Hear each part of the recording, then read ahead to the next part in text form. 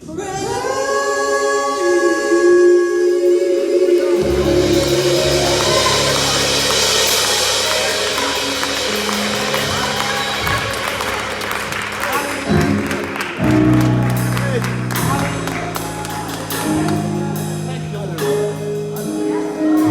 indeed, we give you thanks, we give you praise for your goodness toward us. Thank you for your mercy and your kindness.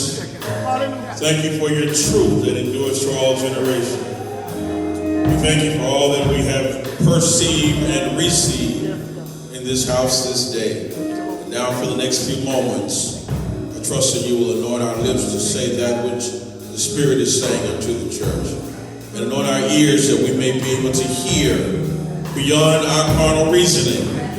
Cause us to hear, whereby we may walk out those things which we both see and hear.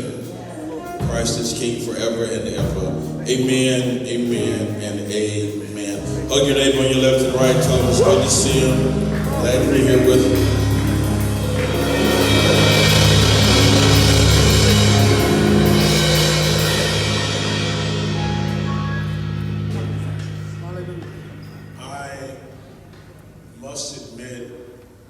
That I'm a little torn in my mind right now. I came prepared to share one thing, but since being here today, I'm a little torn if I should share something else. So we're just going to, as the scriptures say, grope after God. We're going to feel our way here, and God will get the glory. Let's appreciate Elder Tigner. Amen. Who, come on.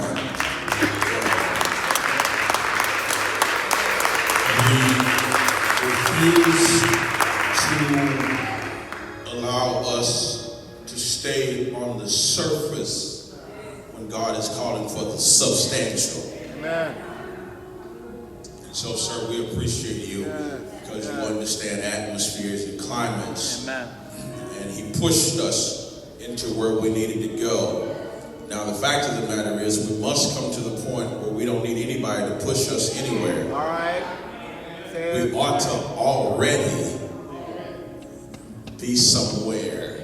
Hence why I'm considering doing something different than I intended, because I've come to a point in my walk where starting over is just not something I'm truly interested in. All right. Before I go any further, forgive me for being significantly dressed more comfortable than I normally do. But when I went to the gym this morning, it felt one way, and when I came out, it felt completely different. And what I was going to wear was definitely not going to work in this new climate. So we're here. So we're going to trust that you can press past me and hear him and tap into the dimension of the Spirit. Thank you for desiring to celebrate with me 28 years of preaching the word of God. Evolving more and more in my consciousness as it relates to truth. I do not desire, you can stay with me a little longer, I don't desire to just be someone who continues to echo the same stuff year after year. There must come a point, yeah, God, I hear you. There must come a point where we desire to be a voice and not merely an echo. All right. Much like John the Baptist and Jesus, they became a voice and not just an echo, to the point that John the Baptist, you know I'm talking about message already, John the Baptist will be considered by Jesus the greatest of the Old Testament prophets, because all the other prophets were pointing to something that was someday. It was always something concealed. But John the Baptist got up and said, oh, but it's here. So So he wasn't an echo. He said, no, that was for that moment, but there's something that God is saying now, which tells me that if you're going to be a voice, you have to be more concerned about the emerging paradigm than you are concerned about popular preaching. Yeah. All right. There has to come a point where we get past the cliches and we start pressing in for the confirmation of truth. Yes. Are you here? Yeah. Personally, I've had enough of the cliches because they're empty. They're what we used to, but they're empty. Yeah. Ain't no life in that stuff. And that's why you can go through you look at me in a strange tone of voice. That's why you can go through the cliches over and over again and still be broke. Go through all the cliches and still be confused in your mind. Go through all the cliches, still sick. Go through all the cliches, have all the church you want to have, but not have anything that gives you substance beyond Sunday. Good.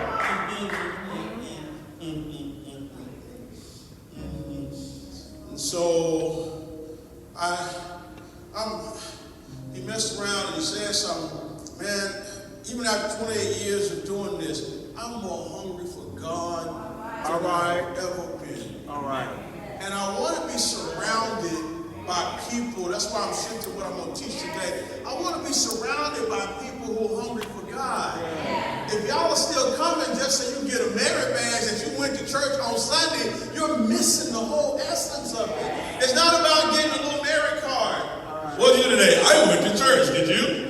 There are some people who never walk into anybody's church, but they have a connection with the Almighty that goes beyond the little religious performance.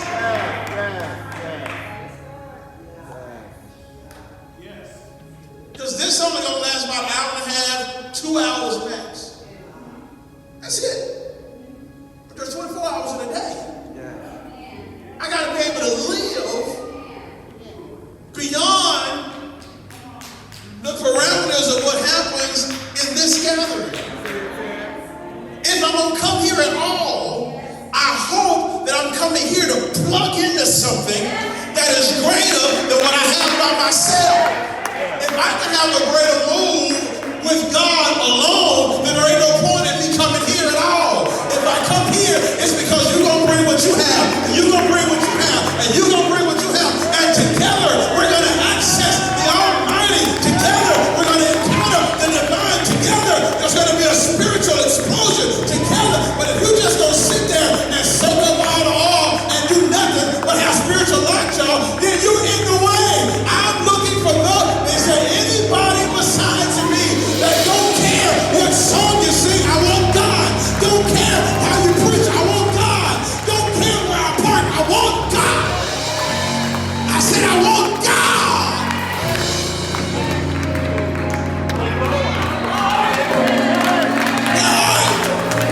I want God. I ain't concerned about what clothes you have on.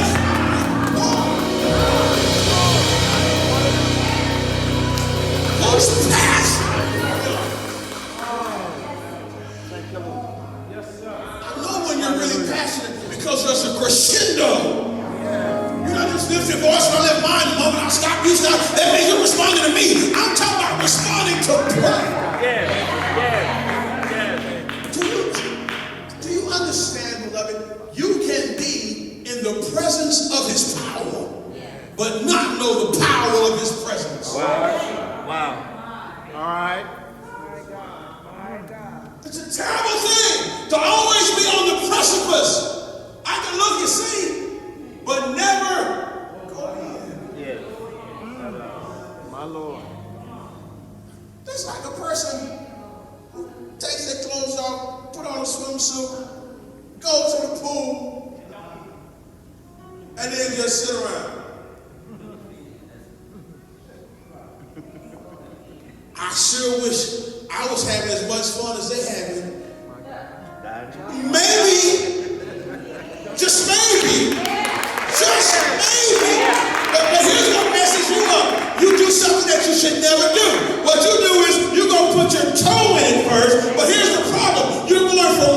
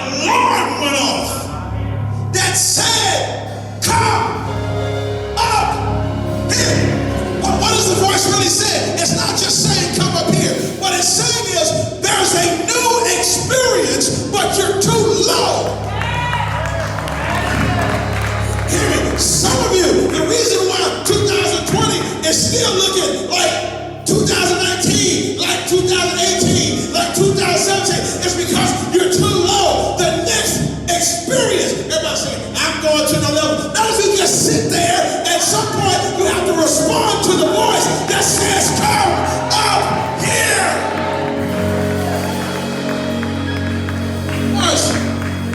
Watch. Oh God, I hear you. He said, I heard like a trumpet.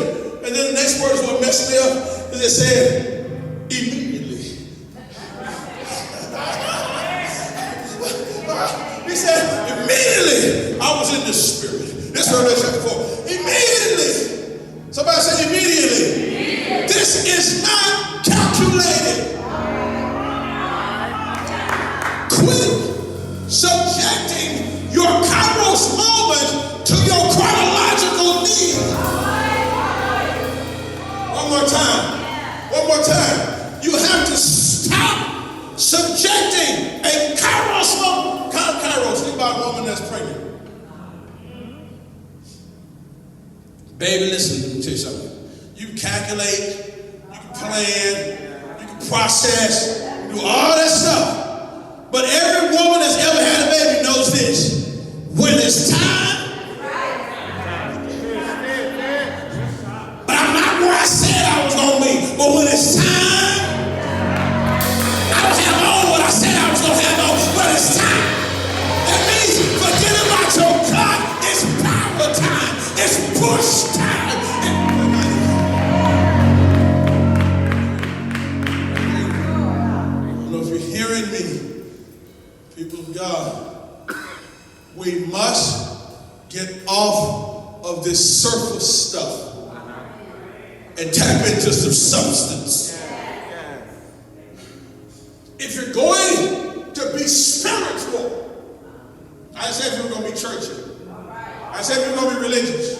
I said if you're going to be spiritual, you got to leave out of surface nonsense. See, here's the thing. Here's what happens. What happens is we like start and stop. I don't know what that thing is. We like that. We like start, okay, then you hit this plateau, this height, this whatever, this experience. Great. And then instead of getting to the following Sunday and bringing the experience with you, you show up and we gotta start over. Like there never was an experience previously. But let me tell you why.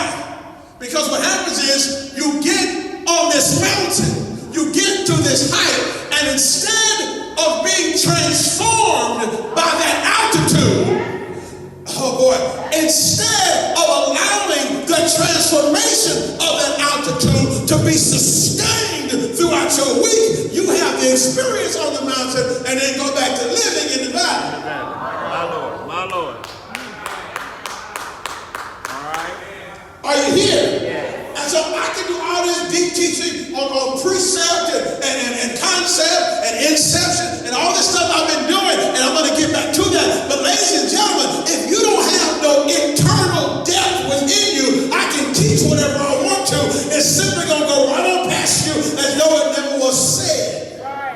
You must say, I must get some depth. Say it again, I must get some depth. Lift your hands and say, Lord, increase my capacity to house depth. I gotta get that so that, Elder, when I get to my job on Monday and some knucklehead come along wanting to create issues, I don't forget what I got on the mountain. You're not hearing what I'm saying. The reason why he says to you, you need mountaintop experiences is not so you can just rejoice and say, oh, the mountaintop was great.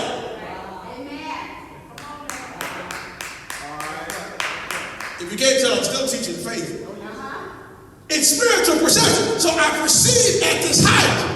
He gives me this experience and this encounter. Why? So that when I setting according to what I see in my setting.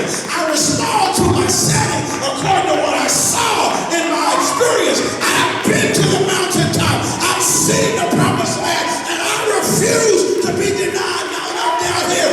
If God didn't want me to have it, should have never showed it to me. But since I've seen it, I got to have it. Since I've seen it, I have to maintain it.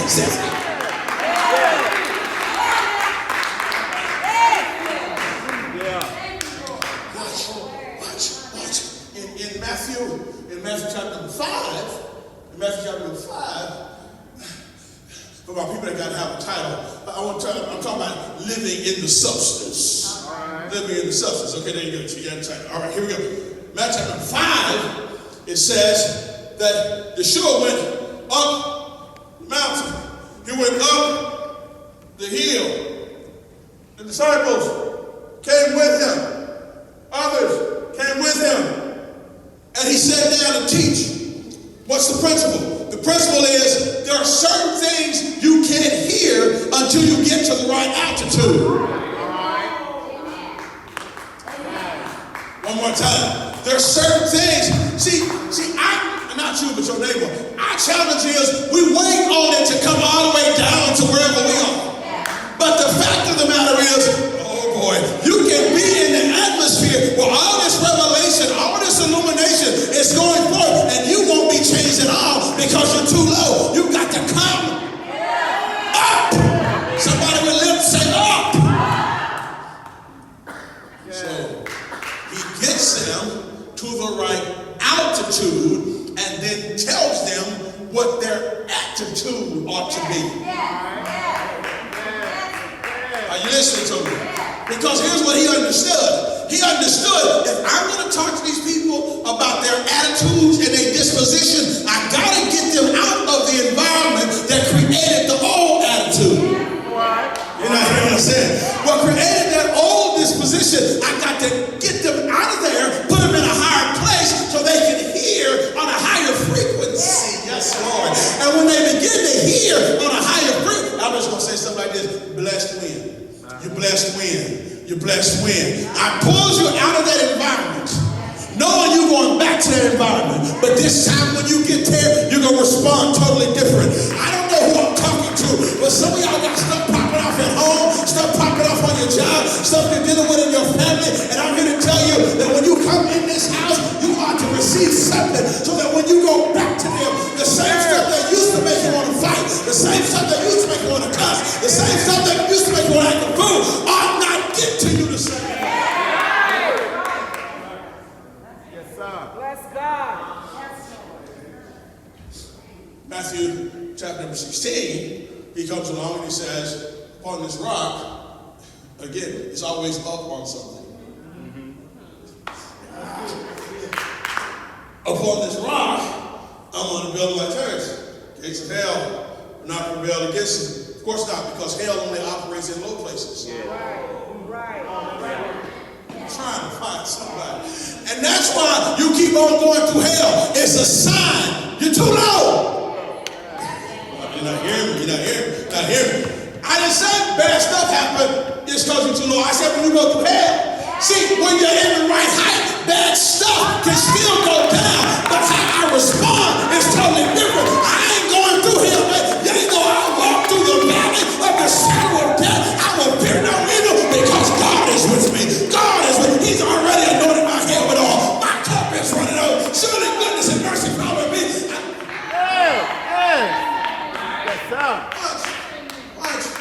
Watch. He said, in my church, the gates of hell will not prevail, and I'm going to give you something. I'm going to give you the keys of the kingdom. The keys, not to it, of. Keys to unlock something. Keys of are the principles by which they just manifest. Watch. That's Matthew chapter 16. Matthew chapter 17 is time for an experience. And here it is. After 6 days, Jesus takes Peter, James, and John up to the mountain. All right. You're not hearing me. You're not listening. You're not listening. He says, I need you to experience something. Not only are there certain things that you can't hear unless you're at the right altitude, but there are certain things you'll never experience till you get to the right altitude. Watch it. And the whole challenge is going to be simply this. Will you keep your mouth closed until you understand the new altitude? All right. Or will you are you going to start talking low-level stuff? Watch it. He takes them up on the mountain. Are y'all here? He takes them on the mountain. He's transfigured before them. His face shines as the sun. He's there talking with Moses and Elijah according to this narrative. They have an experience of spirit proportion. And then they mess it up. And how they mess it up? The same way you tend to. Here's what they said. It's good for us to be here. Let's have church.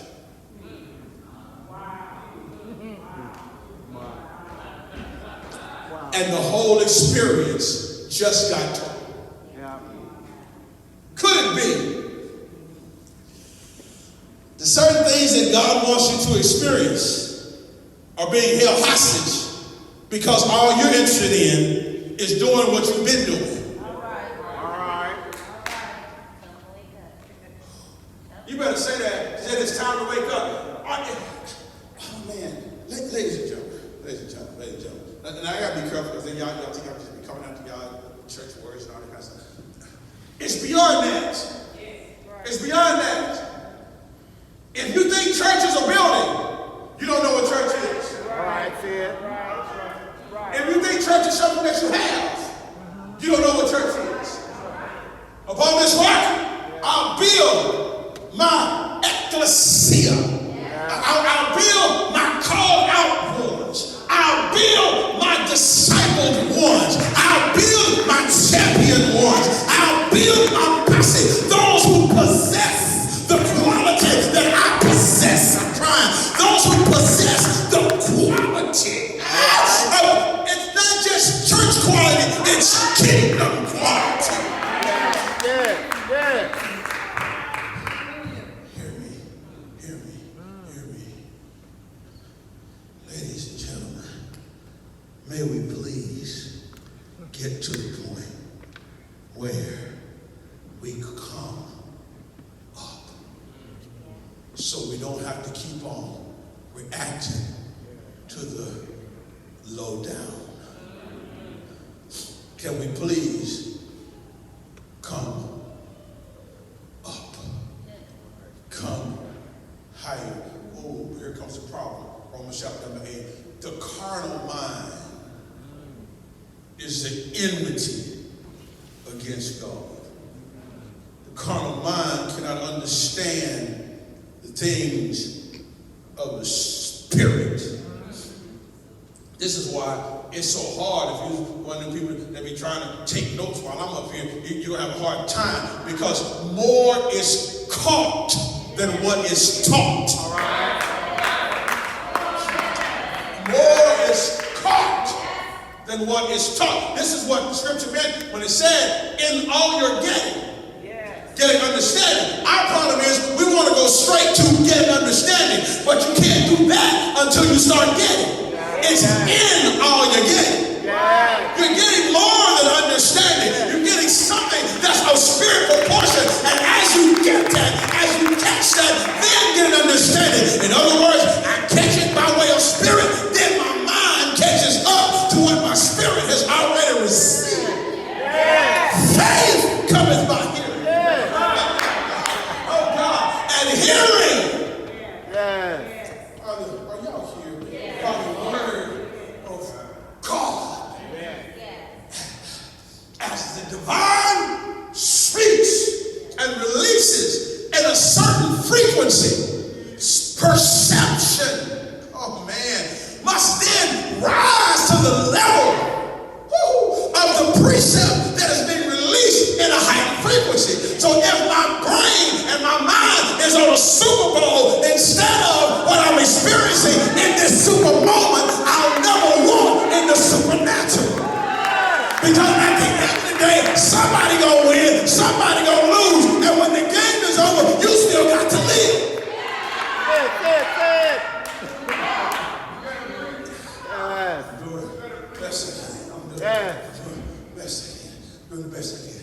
the best I can. Folks, I'm after substance. Yeah. Yes, sir. Yes, sir. Faith is the substance.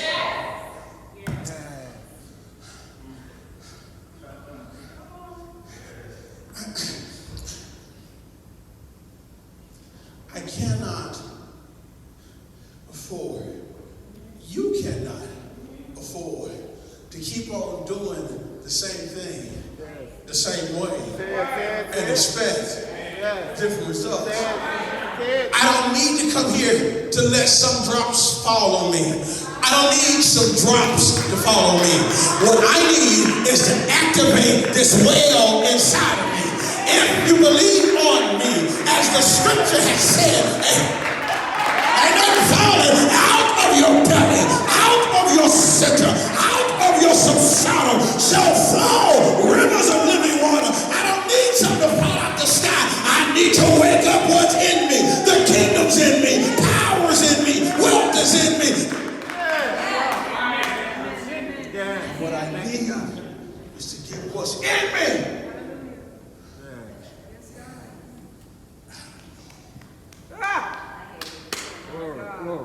Please understand, people of God, there's so much in you.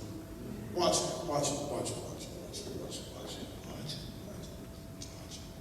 Tell you this story. I don't do the anecdotes that well, but I'm gonna do one today. Tell you this story. This boy wanted a car, and mama gave him a Bible. He was so disappointed because he wanted a car. She gave him a Bible. And all he had to do was read the Bible to get the car. But instead, he gets an attitude. Sets the Bible in the corner. A year later, after doing all this walking and getting rides from other people, he says to his son, Mama, I want a car.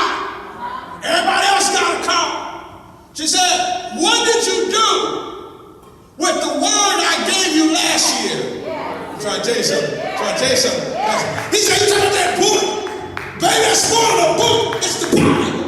It's the word. It contains the promises. It contains the power. It contains all that you need. I don't need a Bible. I need a car. Yeah, but boy, go get that Bible and bring it to me. And you better not throw it away. He brings the Bible up. He finally finds it. And he's given it to his mama. Say, here, take this whole book. And she opened the book. And on every page, there was a bill. On another page, there was a bill. On every page, every time she flipped through the Bible, she found another $100 bill. The money for the car was already in his possession, but because he didn't open up the word, he could not.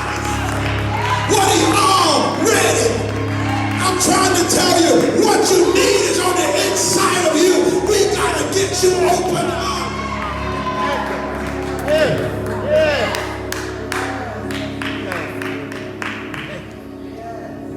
So, brothers and sisters, people of the Most High God, you are so powerful. You have so much going on. But we tend to throw, how they said, throw the baby out with the bathwater. You're so busy looking at what's wrong with you. You're so busy trying to fix my gone. Okay, I'm through. You're so busy trying to fix what's wrong with you that you continue to deny yourself access to what's right with you. How long are you going to beat you? You're just going to keep on fighting you. How long? Let me give you a scripture. You ready? Here's how it goes. Let the wheat and the tare grow together I'll do the separating. Here's the problem that we have. What you heard was, let the wheat and the tare grow together. So I'm wheat, you tare, so let it grow together. Wrong. Let the wheat and the tare grow together. It's not two different people, same person. Part of you is weedy, and another part of you is tearing. And instead of wearing yourself out forever, just let both of them grow. And God said, don't worry about it. I'll take care of what's wrong. Quit wearing yourself out, trying to fix you. Quit destroying yourself. Because the more you fight you fight your own growth and your own development.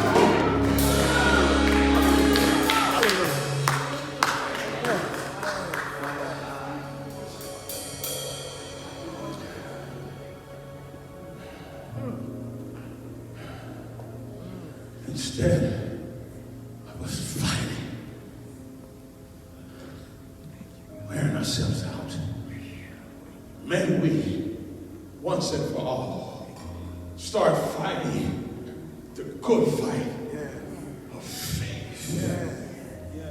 Can we just keep going? Not starting to stop. Can we just keep going? Yes. Grabbing what we got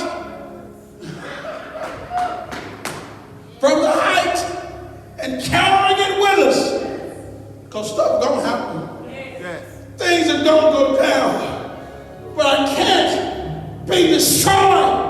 Not right here and not right now. Come here, Joseph. What happened to you? I got a revelation. Oh, you did? What was the revelation? The revelation is, I'm the Father's.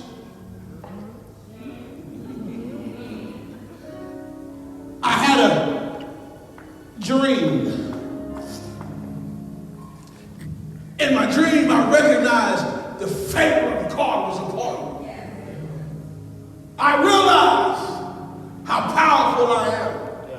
The things were going to bow to me. Yeah. So everything was just cool from then on, huh? No!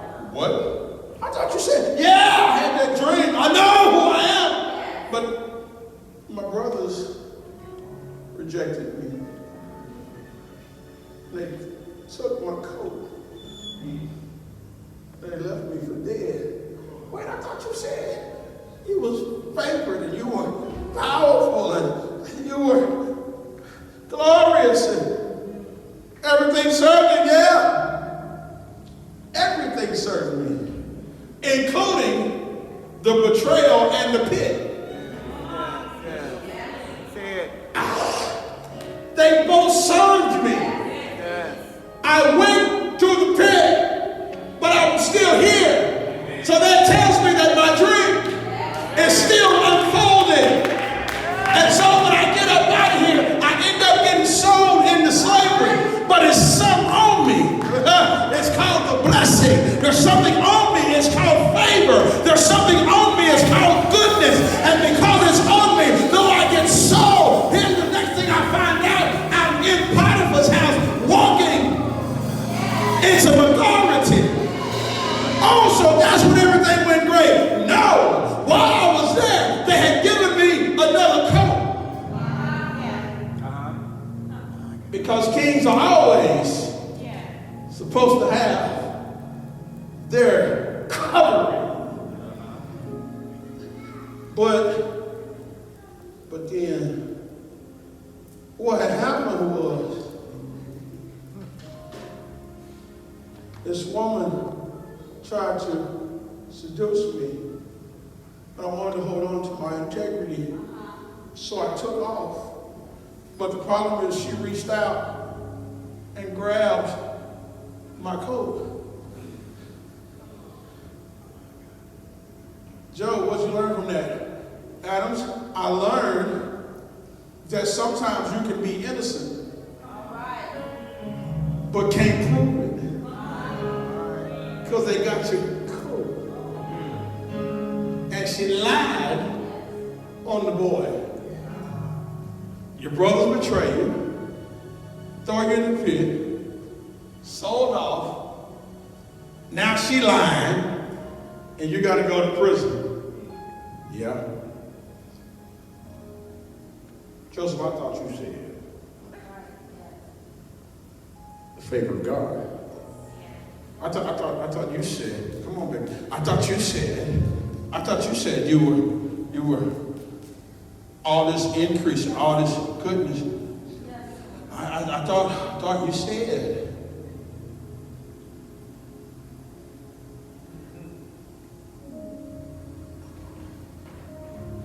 Now you in prison. With all that face talk. You in prison. Yeah, it's kind of messed up. But then something happened. What happened? While I was there, people started dreaming. And that's when I knew. Here we go. What caused me to know who I was all based on dreams. And if I interpret these dreams, I don't know, but something about to pop off. And the next thing you know,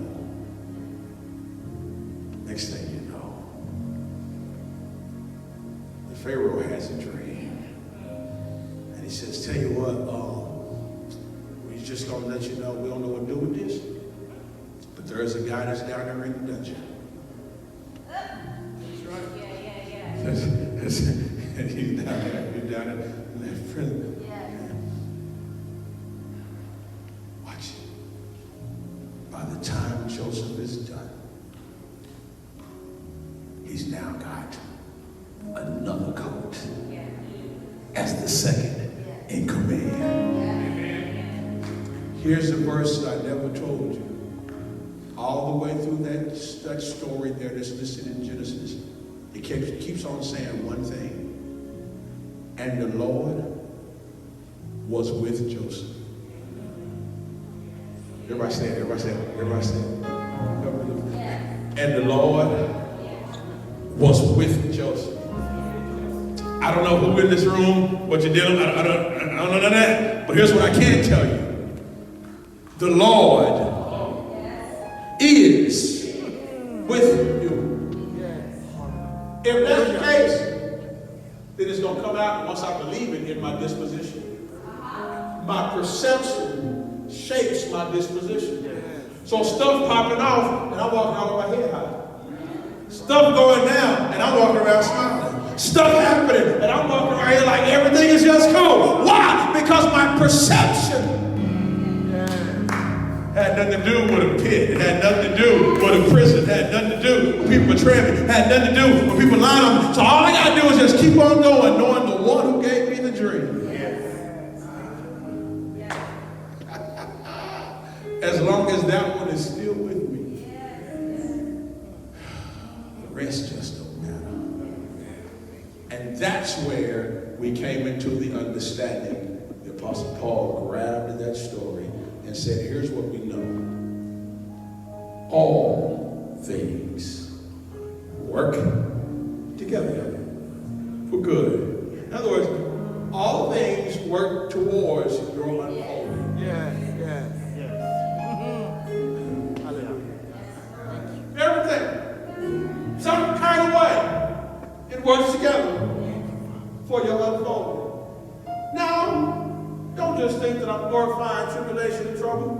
Because the truth is, some stuff, you weren't supposed to go through that situation. You do have an option.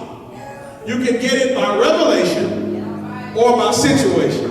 But since you're too lazy to get the revelation, God said, that's fine, but I've invested too much in you, you're going to get through this situation here. But one way or another, I get my glory out of you. One way or another. I made up my mind. I'm going to get the revelation. Because this dude right here that had enough situations, I don't need no more situations. Speak, Lord, your servant.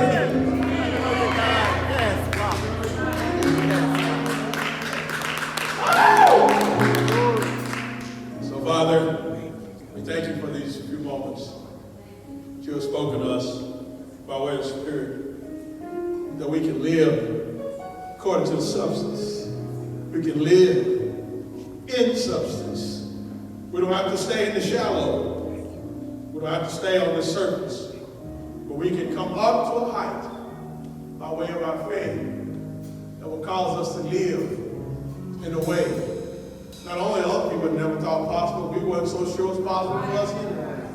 But we fooled around and found out something, that with God, all things are possible.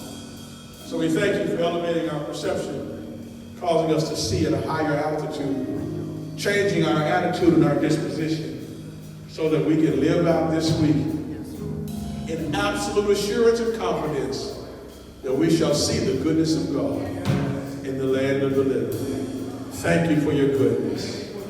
Help me, church. Thank you for your goodness. Thank you for your goodness and your mercy toward us. Thank you for your goodness and your mercy toward us. Thank you for your goodness. Thank you for your mercy toward us.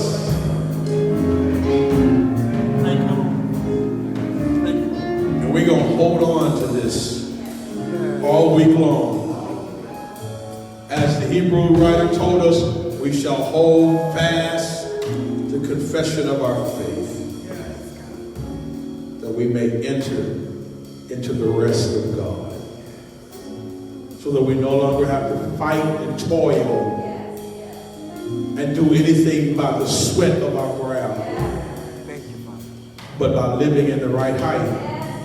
We sit now on our throne in heavenly places, far above principalities and powers. We rule and reign in the earth the way God rules and reigns in the heavens.